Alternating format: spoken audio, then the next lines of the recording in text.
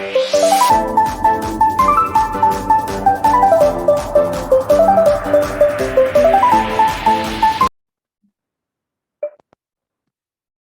teman-teman, selamat malam. Shalom untuk kita semua. Ya, pada malam hari ini saya akan mewawancarai seorang kakak yang berbeda agama dengan kita. Ayo kita kenalan dulu yuk sama kakaknya. Salam teman-teman, perkenalkan nama saya Justina. Saya dari International Women University, mengambil prodi biologi yang sekarang sedang semester 3 dan beragama Kristen Protestan. Salam kenal. Salam kenal. Ya, baik. Di sini Kak, saya akan menanyai sebuah pertanyaan-pertanyaan untuk kakak. Ya, kita mulai aja ya. Bisakah kakak menceritakan kayak sedikit pengalaman kakak saat berhubungan dengan teman yang beda agama dengan kakak? Oke. Saat berhubungan dengan teman-teman yang berbeda agama, khususnya kan kita masing-masing pasti punya pendapat yang berbeda. Contohnya di agama saya kan diajarkan pasti berbeda dengan ajaran teman-teman yang lain. Kalau kita sendiri mungkin akan ada banyak persamaan, cuman pasti ada yang namanya perbedaannya. Jadi yang paling pertama itu ketika kita mau berhubungan baik dengan teman-teman walaupun berbeda agama itu, kita harus saling menghormati, saling menjaga perkataan. Seperti contohnya menjaga perkataan itu adalah kita jangan menjatuhkan mereka. Contohnya gini, kita merasa agama kita itu paling benar, merasa agama kita itu apa yang diajarkan itu semuanya benar dan agama teman kita itu salah. Nah, kita nggak boleh menjudge orang terlebih begitu. Jadi di dalam sebuah pertemanan atau di sebuah persahabatan itu yang paling penting itu kita harus toleransi dan harus saling menghormati. Contohnya ini juga adalah ketika di kampus kan ada yang namanya kerja kelompok begitu. Nah, biasanya kalau kerja kelompok itu kan kita nggak semua kan, kita tuh pasti nggak bisa milih-milih teman. Oh, aku mau sama yang Kristen aja nih, aku mau sama yang Islam aja. Pasti akan gabung, namanya campur gitu kan. Otomatis kan seperti di hari Minggu nih contohnya. Kita kan jadwal kosong itu pasti di hari Minggu. Nah, teman-teman yang Muslim pasti bilang, ayo kita bikin kelompoknya tuh di hari Minggu, kerja kelompoknya di hari Minggu. Tapi dikarenakan mereka toleransi dengan kita, maka mereka membiarkan kita ibadah dulu, baru kita kerja kelompok. Sama juga dengan kita di hari Jumat, hari Jumat. Mereka kita kasih kesempatan dulu untuk sholat Jumat gitu, baru kita kerja kelompok. Itu sih contohnya kalau biasa di sekitar kita lingkungan. Ya, baik. Di sini kita akan masuk pertanyaan selanjutnya ya, Kak. Ya,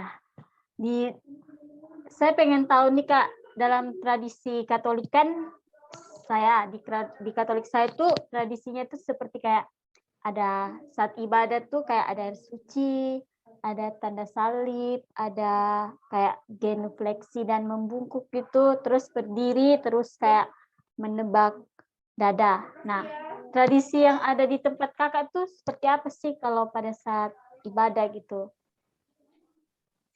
Nah, kalau di Protestan itu, khususnya di GBI, itu biasanya itu kalau tradisi ibadah itu kan mulai dari pagi itu sebelum ibadah itu kan pasti ada namanya itu ibadah untuk pelayan dulu. Ibadah untuk pelayan itu jadi seluruh yang pelayan-pelayan yang kayak musik, WL, worship leader, song leader atau penari tamborin itu akan mengambil doa dulu gitu. Jadi sebelum ibadah dimulai mereka akan doa. Nah, pas setelah doa itu nanti mulai masuk ibadah. Kalau mulai masuk ibadah itu biasa kita akan angkat lagu penyembahan. Dan kalau di bedanya itu kan kalau di Katolik itu ada penyembahan ya kayak berkata-kata gitu, nggak ada. Yeah. Kalau di Protestan itu ada. Jadi kalau pas nyanyikan lagu penyembahan itu nanti sementara musik dimainkan itu nanti akan ada tuh kayak kita itu mengeluarkan kata-kata gimana kita bersyukur sama Tuhan gitu. Nah, kalau sudah setelah itu nanti tergantung WL-nya lagi apakah dia mau mengulang lagu yang tadi atau langsung berdoa untuk nyanyikan lagu pujian, kayak pujian itu yang kayak sorak-sorai gitu. Nah, setelah itu nanti baru sebelum mendengarkan firman Tuhan itu kembali lagi tuh nyanyi lagu penyembahan lagi, baru serahkan kepada pendetanya. Seperti itu aja sih. Nah, Sita, kakak tuh sebenarnya udah lama nih kepo-kepo tentang di agama Katolik juga, udah sering sih mau nanya, cuman ya pasti punya rasa kayak gimana-gimana gitu kan. Nah, Sita, kakak pengen tanya nih, bisa kan? Bisa dong. Oke. Gini, kakak tuh tertanya-tanya gitu, kenapa sih kalau ibadah Katolik itu diawali dan diakhiri itu dengan menggunakan salib yang biasanya begini gitu? Ya. Itu kenapa? Awalnya sih tanda salib itu adalah tanda kemenangan dan keselamatan bagi orang Katolik. Nah, di tanda salib itu dia mengandung arti. Jadi arti yang sangat mendalam gitu. Yang pertama itu artinya kemanggulan dari Allah Trinitas. Nah, yang kedua itu salib menunjukkan keadilan Allah. Keadilan Allah yang menunjukkan betapa kejamnya akibat dosa kita. Nah, yang ketiga itu salib itu menunjukkan kasih Allah yang terbesar, bahwa Ia menyerahkan nyawa-nyawanya itu bagi kita. Nah, yang keempat, yang terakhir itu salib merupakan tanda kemenangan bagi agama Katolik. Gitu. Nah. Oh gitu, oke. Oh gitu ya Sita ya. Iya Kak. Oke, masih mau nanya lagi nih, bisa kan? Bisa dong. Nanya. Oke Sita. Oke, kakak nih mau nanya juga. Di dalam Katolik itu apa sih ciri-ciri khas, kan setiap agama itu kan kayak agama kakak, agama Islam maupun Hindu Buddha itu pasti punyalah ciri-ciri khas dari setiap agama itu. Nah, kalau ciri-ciri khas dari Katolik itu apa aja? Nah, di ciri-ciri khas agama Katolik itu ada 4. Nah, di situ gereja yang satu, gereja yang kudus, gereja yang Katolik, dan apostolik. Ya, di keempat ciri-ciri itu mempunyai arti yang berbeda. Nah, seperti gereja yang satu itu mempunyai satu iman yang sama. Berarti dia beriman kepada Kristus yang telah wafat dan bangkit. Ya, yang gereja yang kudus itu berasal dari Kristus sendiri. Dia bertujuan untuk kayak bersatu sama Allah Bapa. Nah, yang ketiga itu gereja yang Katolik. Gereja yang Katolik itu dia bersifat universal atau umum, yang artinya bahwa gereja itu diperuntukkan untuk bagi semua manusia dari segala bangsa, tempat, dan zaman. Nah, yang terakhir itu gereja yang apostolik. Gereja apostolik itu artinya bahwa ajaran gereja itu sesuai dengan ajaran para rasul. Nah, begitu Kak. Oh gitu. Nah, kakak kan udah tanya nih. Nah, sebelum itu saya mau bertanya juga sama kakak nih agar kita bisa saling berbagi informasi dan kakak bisa tahu tentang agama saya juga bisa tahu tentang agama kakak kan.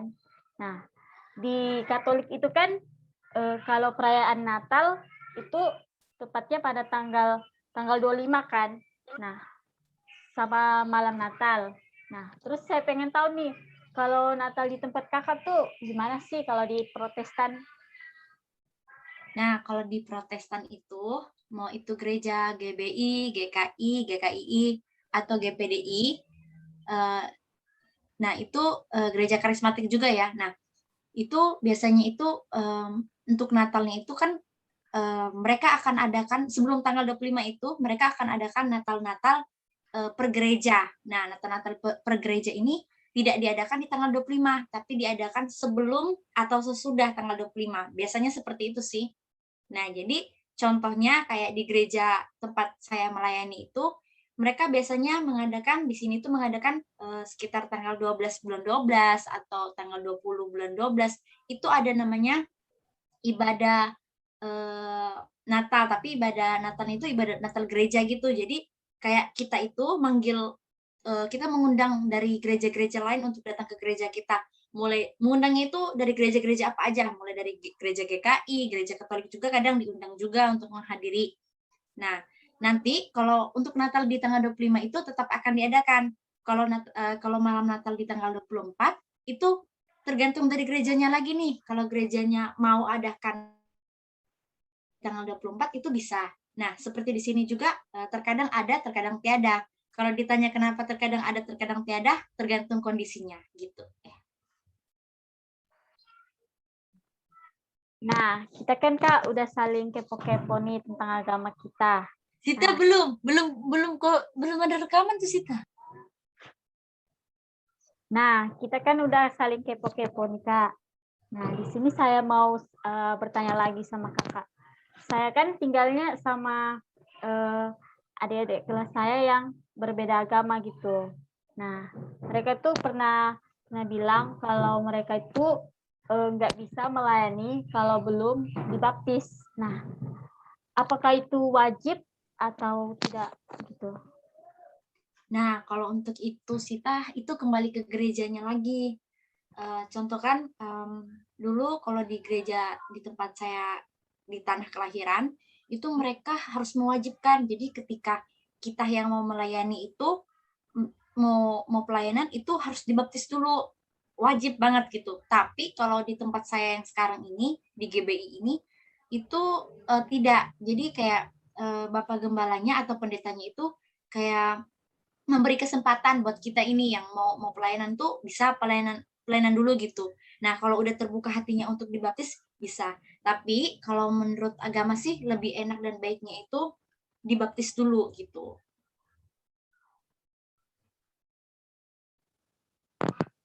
Oke.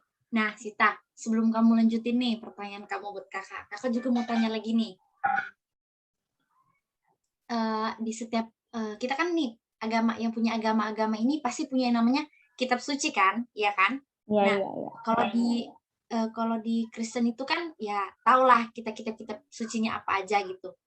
Nah, kalau di kitab Katolik itu apa aja sih? Maksudnya gini, apa yang nggak ada di kitab Kristen gitu, tapi ada di kitab Katolik gitu. Apa ya? Kalau di kitab Katolik itu dia ada namanya Deuterokanonika. Nah, terus dia juga dalam Katolik itu banyak perbedaannya dengan Protestan dari segi kitabnya, dari segi kayak sakramen-sakramennya. Nah, terus dalam Katolik itu bedanya dia ada 7 sakramen. Sedangkan kalau di Protestan itu dia cuma 2 sakramen. Nah, kalau di Protestan itu dia tidak menganut tentang santo dan santa. Sedangkan kalau di Katolik itu dia masih memberlakukan sistem demikian, sistem yang dia masih bisa kayak ditambah dengan doa untuk santo dan santa. Ya, seperti itu, Kak. Aku mau nanya lagi nih, Kak. Nah, apa sih yang menyebabkan konflik dalam antara agama itu? Seperti apa ya? Nah, gini, seperti yang Kak sebutkan tadi di awal pas kamu tanya bagaimana berhubungan dengan teman-teman kan yang berbeda agama. Nah, di situ kan kakak ada nyebut toleransi dan menghargai. Nah, biasanya itu yang menyebabkan kenapa agama kita itu terkadang ada konflik itu adalah tidak adanya toleransi dan tidak ada toleransi dan sefahaman gitu. Contohnya gini, seperti kakak kan punya agama nih, punya agama Kristen. Ketika kakak merasa, oh agama aku nih paling benar nih, ajaran aku paling benar, agamanya tuh salah gitu, ajarannya tuh salah gitu. Nah, di situ tuh akan membuat yang namanya cekcok. Nah, contoh nih, semua orang itu kan pasti punya penerimaan yang berbeda-beda. Contohnya kayak ketika kakak nih, seperti tadi tuh, kita nih cuma mau bertanya kan. Contohnya kita tuh mau bertanya. Kayak seperti Sita dengan kakak, kita saling mau bertanya. Tapi ketika udah merasa nih, agama aku dihina-hina nih, agama aku ditanya-tanya kayak bukan-bukan nih. Nah, mulai tuh di pikiran kayak mau manas-manasin sampai jadinya itu apa ya, konflik dan bagaimana juga terkadang sekitar kita nih, contohnya ya di gereja itu kan kalau main musik nih kayak di gereja kakak kan di sini biasa itu main musiknya itu kan keras, biasa latihan kan. Nah, orang yang berbeda agama seperti orang muslim di sana, di luar sana, mereka biasa di sekitar itu merasa oh terganggu gitu. Nah, mereka akan mengeluarkan pendapat mereka dan bagian gereja kita juga akan mengeluarkan oh kami ini latihan gini dan itu akan menyebabkan jadinya konflik. Seperti itu sih. Nah, Kak, sebelum kita ke penutupan, saya ingin bertanya satu lagi dong, Kak, pertanyaannya. Apa sih, gimana sih, apa ya, kayak agar hubungan antara umat itu dengan agama yang lain itu bisa saling rukun gitu dalam hubungannya? Oke. Nah, gini, kita kan manusia ini sudah pastilah dibekali dengan di agama kita pasti masing-masing udah dibekali dengan namanya tuh cinta kasih kan. Kalau kita menerapkan cinta kasih dalam kehidupan itu, kita pasti akan bisa menghargai agama orang lain. Karena gini, di dunia ini kita punya banyak agama. Nah, ada agama Hindu, Buddha, Kristen, Katolik, dan mungkin ada lagi yang belum disebutkan atau belum diketahui.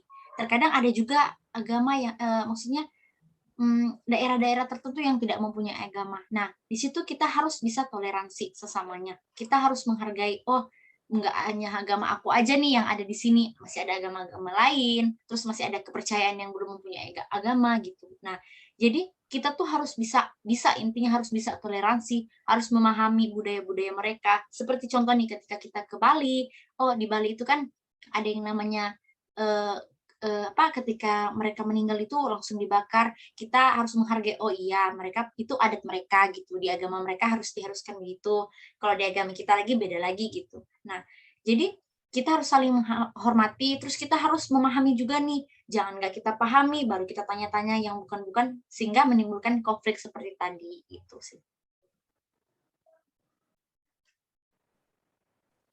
Nah, kita kan sudah masuk dalam akhir nih, penutupan. Sebelum itu, saya mau mengucapkan terima kasih buat Kak Tina yang sudah meluangkan waktunya untuk berbagi cerita tentang pengalaman kakak bersama dengan antara umat yang berbeda agama, tentang cara-cara ibadah kakak di di agama kakak tuh gimana. Nah, sekali lagi terima kasih ya Kak. Ya, sama-sama Sita. Dan terima kasih juga untuk yang kepada teman-teman yang sudah menonton. Saya akhiri, selamat malam semua dan shalom buat diri kita. Shalom.